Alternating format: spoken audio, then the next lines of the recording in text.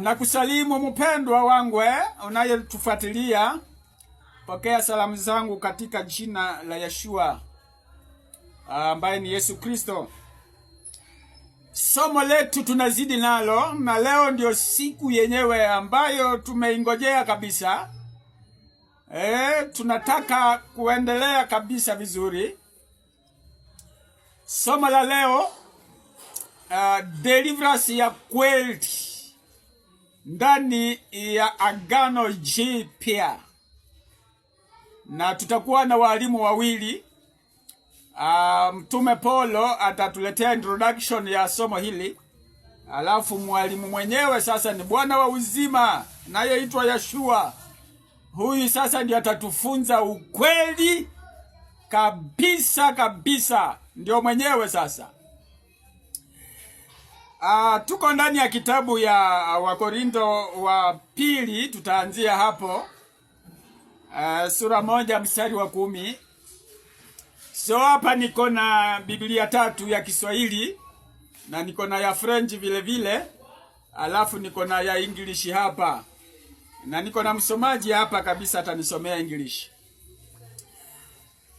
Kwanza, Agano la Kale, kumbuka, ni picha ama kivuli ya Agano Jipya. So vile tulivyoona Musa kikomboa Israeli toka Misri, kukaonekana vipindi vitatu vya deliverance. Deliverance kuwatoa utumwani mwa Farao, deliverance jangwani, na deliverance wakiwa katika nchi ya ahadi. Walikuwa napitia madeliverance mbalimbali ama ukombozi mbalimbali. Na tunasoma Paul anathibitisha hii maneno. Nitaanza kusoma na Kiswahili. Kiswahili itatumia maneno ya wokovu, kwa sababu nilikuambia wokovu ndiyo elizaa deliverance. Okay. Biblia inasema hivi, mstari wa 10. Sura 1 mstari wa 10 inasema, aliyetuokoa sisi toka mauti kubwa namna hii ile, tena atatuokoa nasi tunatumaini ya kwamba atatuokoa sisi tena. Alituokoa toka mauti mkubwa, anatuokoa toka shida mbalimbali. Tunatumaini tena atatuokoa siku ya rapture. Na Waebrania alithibitisha kwamba Yesu atakaporudi mara ya pili. Hiyo ni Waebrania 9 mstari wa 28 na 29. Hatarudi kwa ajili ya wokovu, atarudi kuokoa wale wanaomngojea kwa wokovu. Sasa English, nitaomba msomaji anisomee, alafu nitasoma Kifransi vile vile. Basi tutaanza na English, tusikie anasemaje. 2 Corinthians 1:10 says, who delivered us from so great a death, aliyetukomboa toka great death, and does deliver us, tena atatukomboa, in whom we trust that he will still deliver us. Ndani ya huyo tunatumaini ama tunaamini kwamba atatukomboa tena. English inaleta neno deliverance kabisa vizuri. Alafu wa French wacha nijaribu Kifrench hapa, hata kama nimemaliza miaka mingi Wacha nitumie Kifaransa hapa. Inasema hivi. Maandishi madogo C'est lui qui nous a délivrés et qui nous délivrera d'une telle mort. Lui de qui nous espérons qu'il nous délivrera encore. Alléluia. Kwa hivi French vile vile imetumia neno delivrance. Kwa hivi qui a nous délivrer encore, et nous espérons qu'il va nous délivrer encore, atatukomboa tena. Huyo ni mwalimu Paul ndiye anatuambia hayo, yaani kwamba ukombozi wa Agano Jipya nao uko na vipindi vitatu kama ule wa Agano la Kale. Alafu mwalimu wa siku ambaye anaitwa Rabi tunamsoma ndani ya Yohana. Sasa habari njema ya Yohana tusikie naye alifundisha deliverance namna gani, kwa sababu sasa huyo ndiyo reality, huyo ndiyo Musa reality.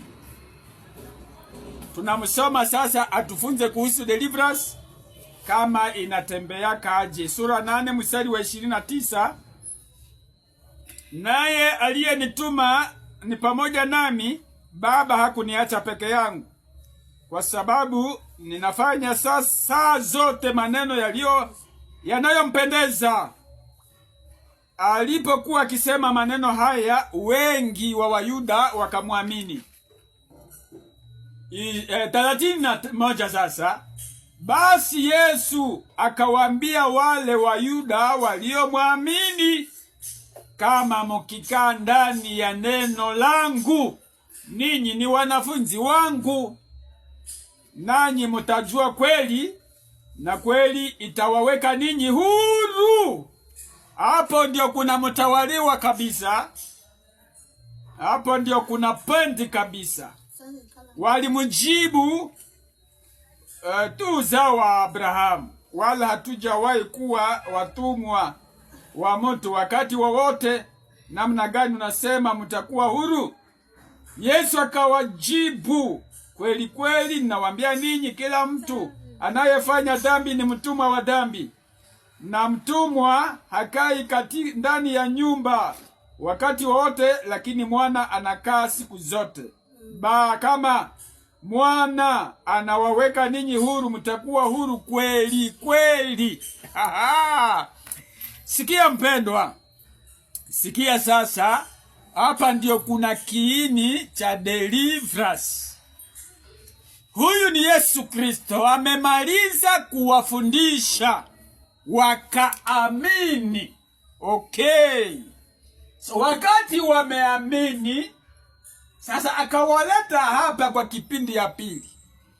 Akasema sasa, ili mupate kuwa huru kweli kweli, ili mupate ukombozi mkamilifu ama ufungulifu mkamilifu, lazima mukae katika neno langu.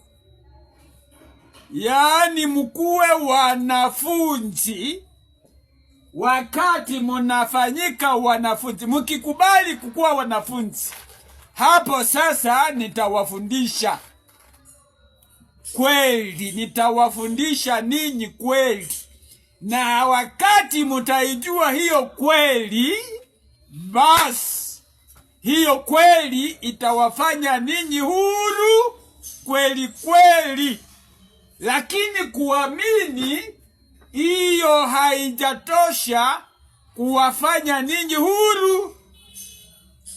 Hapa tu mmejua kuokoka ni nini na msamaha wa dhambi. Lakini sasa hapa kwa kufundishwa, kwa lugha nyingine tunasema kwa maimarisho, kwa French wanasema kwa affermissement. Hapo ndio mutajua ukweli wote, na kupitia ukweli mutajua kweli, na kweli itawaweka ninyi huru.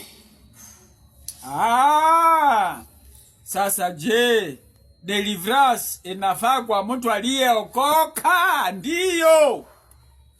Deliverance ni kwa wapagano wafunguliwe, waokoke, wafunguliwe toka mauti kubwa namna hii, wafunguliwe toka minyororo ya dhambi, toka utumwa wa dhambi. Wakisha okoka, wanaamini, wanaletwa hapa kuwa wanafunzi. Ni sisi sasa tuliokoka, kanisa tuko hapa sasa. Hapa ndiyo Yesu Kristo anatuambia mukae ndani ya wanafunzi. Hapo ndiyo mutajua kweli, na kweli ndiyo itawakomboa, kweli ndiyo itawafungua muwe huru kabisa.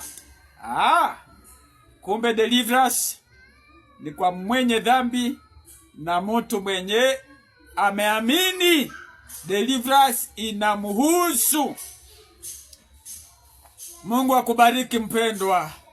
Hiyo ni jibu kwa swali la kusema kwamba deliverance inawahusu wale wenye dhambi. Hapo unakuwa umepotea. Na ujue kwamba deliverance si ile kukemea tu mapepo. Mapepo hiyo nika sehemu kadogo kulingana na deliverance. Deliverance ya kweli ni kuokoka.